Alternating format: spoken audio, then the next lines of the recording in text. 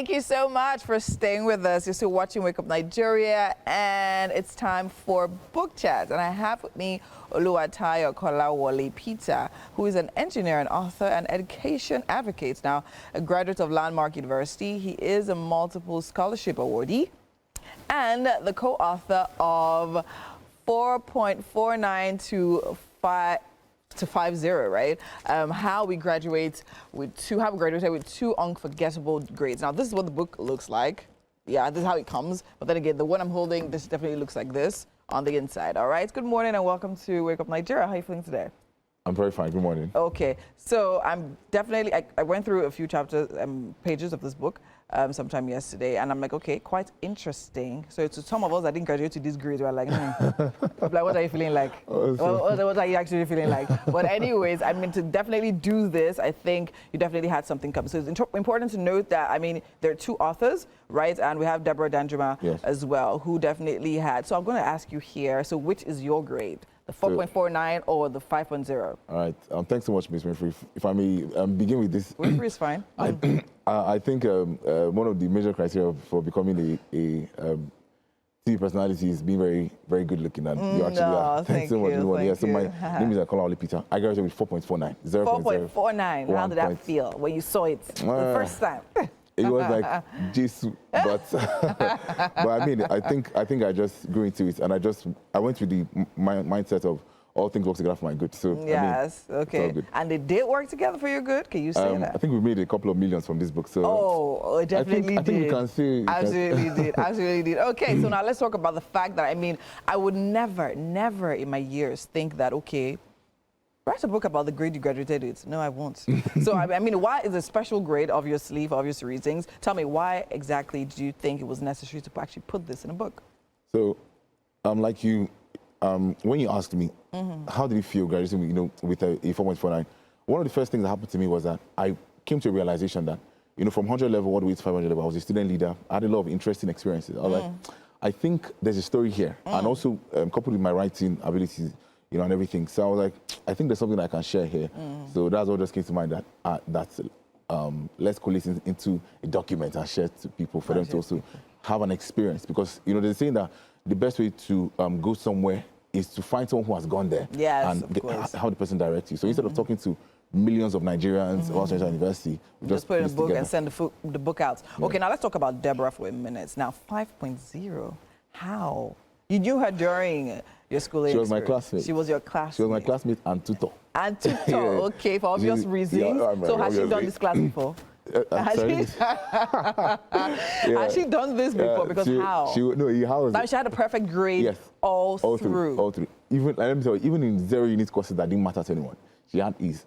HNA, AGP, I mean, she had A's. Yes, all through. She was intentional about it. She decided, to do it. She decided to do it, and she did. So what was it like? Because, I mean, you being a student union and definitely having a good grade as well, how did you balance it? Because I know then I went to the University of Benin, and I'm wondering, okay, I know, like, the people that are usually there, fine, but they're usually distracted. There's a lot happening, as you said. So how did you manage to balance that? So I think, how was I able to balance that? Genuinely, I can't even tell. I think when I'm in work mode, that's work. When it's time to read, just read. And I used to go to class all the time. That's no matter how busy I was. So you think that was one of the key grades in class? But I don't really look at the 4.4 as a grade, but I think it was something decent. I apologize. I apologize. It's not a great grade. Okay, so anyways, so I mean, something I love about the fact that you wrote this book is that you actually broke down the years, right? I mean, you have like 100 level, 200 level, 300 level, 400 level, 500 level, which now brings me to the system in Nigeria, the schooling system in Nigeria, the educational system in Nigeria. As I mentioned before, I went to the University of Benin, right? And then you actually did preschool in another country. So now coming into Nigeria and then being introduced to the system here, what was the major, will I say, shock for you? All right. If there was any. The first thing I observed, and I believe that data is life, like a very popular telecommunications company said. So if we look at the data, we have about 1.6 or 1.8 million Nigerians, taking JAMB every year. And out of that 1.8 million Nigerians, we have only 20% of them coming out with 200. Now, think about 200.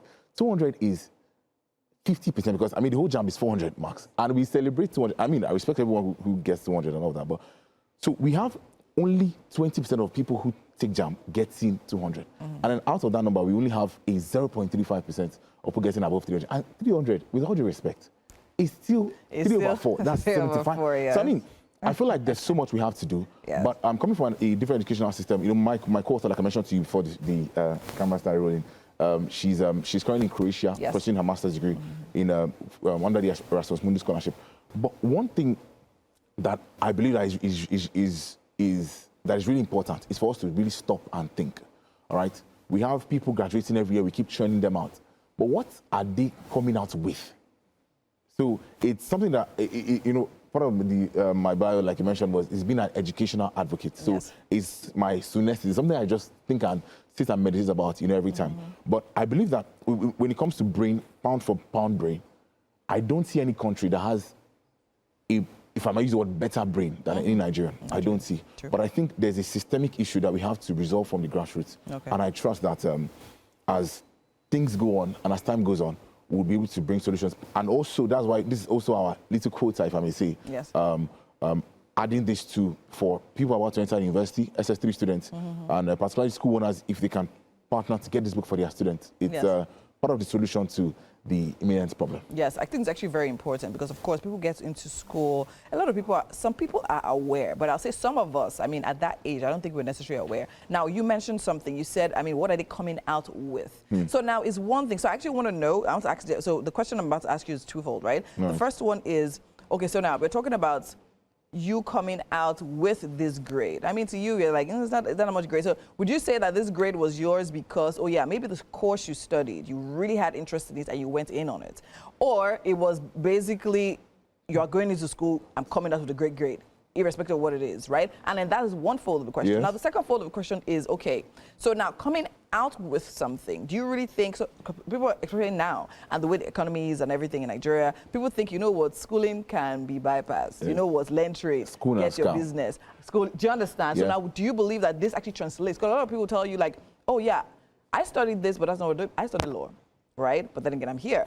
In a way, I'll say, yeah, my grade, it actually still, it still applies. But then again, so the first question first, what would you say? Was this because you decided no matter what, I'm coming out with a good grade, or because you really, really enjoyed what you did and you did learn from it and it wasn't just about cramming and pouring? So currently, I work at SKLD Integrated Services. I am not working as an engineer at SKLD. And, you know, my fiancée asked me, she was like, what is the balance between studying mechanical engineering and now being, you know, what I'm doing in SKLD? And I said, I believe that education is a means to is a means to an end. So it's not really the end, but it's a means to an end. Education is about learning how to learn. So what was my motivation? Genuinely speaking, I enjoyed the course I studied. I enjoyed the school I went to, Landmark University. I enjoyed every aspect of it because every day was a new experience for me. So I would say you can't use my example as a case study. What you can use is the process. Because processes are more powerful and more important than outcomes. Because you can look at an outcome, but if your process is not aligned, it's not going to work. So I would say this contains the process that helped us, you know, graduate with 2 unforgettable grades. And to your second question, which was about what? So the second question is basically what you say when people come out with it. What are they really coming out with? And how does it translate to what they eventually get to do? So I think I inadvertently answered the question with the first statement, which was, you know, saying that mechanical engineering, it's a means to an end. It's a means to an end. So education is learning how to learn. So anybody that has gone through university, I think you'd have something up there to be able to add value in the real world. Okay, all right, great. So basically, we're talking about how I mean, you study something, and then the main thing, because I was actually having this conversation with someone, and it's the same thing. I think this the same, because I'm like, okay, fine. Being a lawyer, right, studying that course wasn't necessarily about the course for me. When I'm looking in hindsight, and I'm like, okay, fine, what I think I really took out of it was literally the detailing of having to study when I needed to study and how I studied. So now it definitely affected the way I think. Do you understand? So now everything I go through in life, people ask me, are you practicing? I'll say, yes, I'm practicing what I said, because basically that's how I think about everything. Because I mean, those 6 vigorous years, literally change and alter the pattern in which I do things. Yes. And of course, Yes. the experiences you gain around all of that Yes. really, really matters as well, which is really good. Now let's talk about, your experiences while in school. Give me one very unforgettable, we're talking about unforgettable grades, right? Let's talk about unforgettable experiences while in school. I know there were a lot.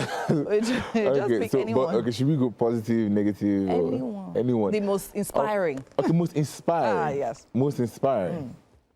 Most inspiring. Okay, I'd say maybe the time I was present at a convocation. So during COVID-19, I already lost interest. I was like, let's just graduate and just get to work and let's add value, because I was already looking at the African problem and thinking about it from that landscape. I had a program when we were in university called Engineering Factor, and it's captured in the book and everything, where we try to detail what is happening in Africa and how can we make it. We always think problem, then solution, immediately. Yeah. So I was like, let's forget about school, let's focus on another thing. I thought I was going to come out and go into politics. I'm not going into politics at all. Are you sure? I'm too sure about that. So, but one thing that really stood out to me was when I came out from COVID-19, I attended a convocation. I was like, these guys, they had the handshake with our chancellor, which is Bishop David Oyedepo. I was like, it's something I would really like to have, and all that. So that was something that was really inspiring to me. But when it comes to unforgettable experiences, good, bad, ugly, it's all captured there, and it's a very beautiful experience. It's something that I wish I had before I entered university. Okay. If I'd read this before I entered university, I'd have probably come out today